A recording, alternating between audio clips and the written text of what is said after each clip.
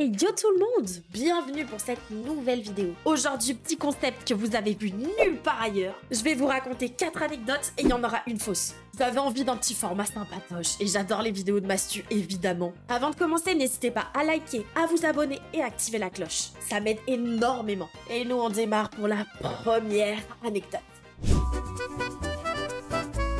Pour cette première anecdote, c'était il y a environ 5 ou 6 ans. Je faisais une soirée chez un ami et en fait, cet ami en question avait ramené une fille qui voulait absolument pécho pour la soirée. Sauf que, étant un petit peu éméché, attention, l'abus d'alcool est dangereux pour la santé, bien évidemment, il se pourrait que j'ai été un petit peu relou. Comment dire ? Je n'ai pas lâché cette fille pendant pratiquement 2 ou 3 heures à lui dire à quel point cet ami était incroyable, qu'il fallait absolument qu'ils se mettent ensemble, qu'ils aient des enfants, tout ça, tout ça. Je lui ai même dit, hey, tu vois cette fille là-bas, bah c'est son ex, ils sont super potes, c'est incroyable, ça va être tes meilleurs potes toi aussi, tu vas trop bien t'intégrer ici. Je ne l'ai pas lâché. Au bout de 2 heures, mes potes m'ont chopé en me disant Saya, là tu commences à être archi relou. Va-t'en, casse-toi. Je suis allée bouder dehors pendant plusieurs minutes et cette fille est partie. Elle ne l'a plus jamais recontactée. Et j'en suis archi désolée. Apparemment, je l'aurais fait peur et je l'aurais fait un petit peu chier. Et elle s'est barrée en courant. Nice. Mais vous inquiétez pas, je suis une super pote. Vraiment, archi cool. Donc voilà, première petite anecdote, assez courte, mais je trouve assez drôle. Et on passe à la suivante.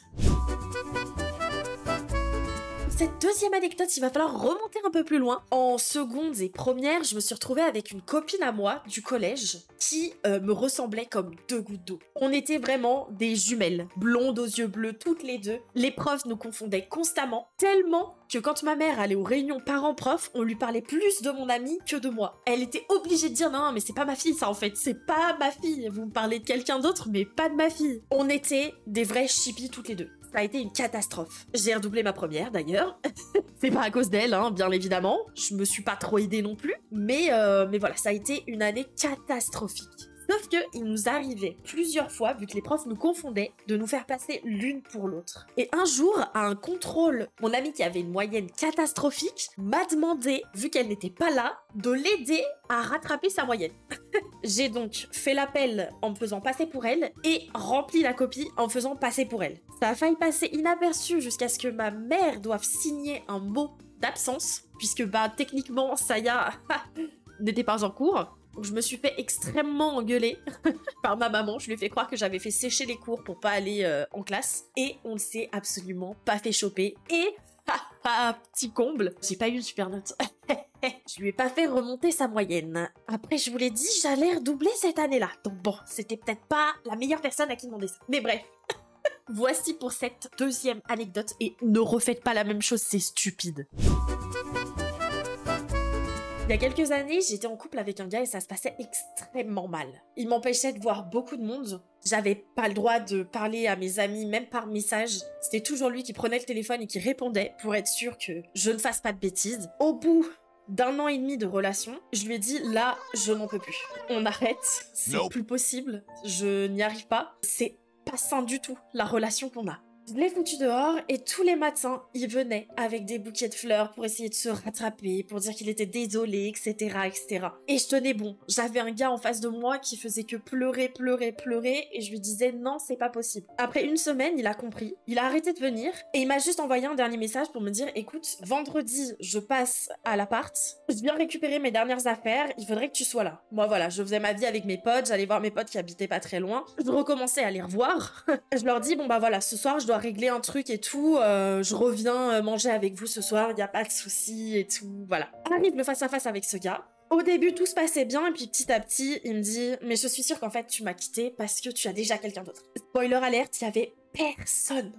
J'ai essayé de lui dire « Bah non, il n'y a personne, il n'y a rien, c'est comme ça, c'est tout, ça s'arrête, et voilà, on passe tous à autre chose. » Il est parti dans la cuisine, chopé un énorme couteau, m'a poussé pour prendre mon téléphone, donc je vous avoue que le gars arrivé avec une grosse lame, je lui ai dit tiens prends le téléphone, y a pas de problème. Il l'a pris, il a pris mes clés de voiture, mes clés de maison, il m'a enfermé dans la chambre et il a fouillé mon téléphone de fond en comble pendant toute la nuit. J'étais paniquée, pas de voisins à côté, donc j'avais beau hurler, personne ne venait. Il a répondu à mes potes en se faisant passer pour moi en disant non, je suis pas très bien, je me sens pas bien, je viendrai demain, pas de soucis. Et je pense qu'au bout de quelques heures dans la nuit, il a commencé à comprendre la connerie qu'il était en train de faire. Et sur les premières heures du matin, il est parti en s'excusant de tous les noms. J'ai pris mes clés de voiture, j'ai pris les clés de maison et je ne suis pas retournée dans l'appartement pendant pratiquement 6 mois. J'ai vécu chez les potes, je ne voulais pas retourner dans mon appart. Heureusement, il m'a pas fait mal, il s'est pas fait mal, il n'y a pas eu de catastrophe, mais ça aurait pu aller beaucoup plus loin. J'avais un peu peur d'avoir d'autres altercations avec lui, donc j'ai vraiment coupé les ponts et j'ai dit stop, on arrête, c'est fini, et je ne l'ai plus jamais revu.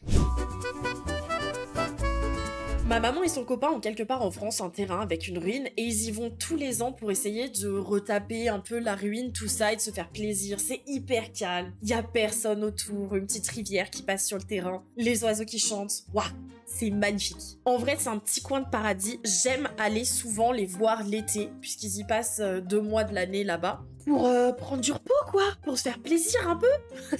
Donc il y a 4 ou 5 ans, je décide d'y aller avec Poppy, qui était archi jeune à cette époque-là, pour prendre des petites vacances. Là-bas, c'est une ruine, donc on dort en tente. J'y vais, sac de couchage, matelas gonflable, la petite tente, trop bien. On va passer un week-end trop cool, ça va être archi bien. On arrive là-bas, on passe la journée, c'est incroyable, il fait beau, on se baigne. Il y a un petit endroit avec une petite plage, une petite avancée d'eau. Il y a même des endroits où on n'a même pas pied dans la rivière, c'est trop agréable. On passe un archi bon moment. Poppy, heureuse comme tout, elle chasse les papillons, elle gambade avec les sauterelles, elle s'amuse. Je la surveille même pas, de toute façon, il n'y a rien autour, donc voilà, elle fait sa vie. Je m'en occupe pas. Arrive la fin de journée, on se fait un petit barbecue tranquille le soir, on va voir les étoiles, tout ça, trop beau, waouh. On va se coucher. Je commence à m'endormir et je commence à entendre un bruit un peu bizarre, à sentir une odeur extrêmement forte. J'avais un peu la tête dans le fion, on va pas se mentir, donc je réalise pas tout de suite. Puis je entends ce bruit et je me dis, c'est bizarre, j'ai l'impression qu'il y a le chien qui est en train de vomir quelque part. C'est vachement cool, on est dans la tente ensemble. Je commence à me réveiller et à me rendre compte qu'il y en a de partout. Poppy, malade comme pas possible, en train de vomir partout. J'en avais plein sur mon pyjama, de partout, je baignais dedans. Avec l'odeur, je me suis un peu rendu compte de ce qu'elle était en train de rejeter. Je pense que dans la journée, elle a réussi à trouver du popo humain. J'en avais de partout. Une odeur horrible. J'arrive à sortir, je la sors, j'essaie de la nettoyer, de me nettoyer, mais il n'y a pas d'électricité, il n'y a pas d'eau, il n'y a rien. À 4h du mat, je me retrouve à tout fourguer dans la voiture, le chien, tout. J'ai fait 2 heures de route remplie de popo de partout, avec un chien qui continuait de dégueuler dans la voiture. Ça a été un enfer sur Terre. Et voici donc pour les 4 anecdotes. Si je récapitule, j'ai bousillé le date de mon pote, j'ai passé un contrôle à la place d'une amie, j'ai été séquestrée chez moi pendant toute une nuit, j'ai dormi dans du popo. Pour vous, laquelle est la fausse?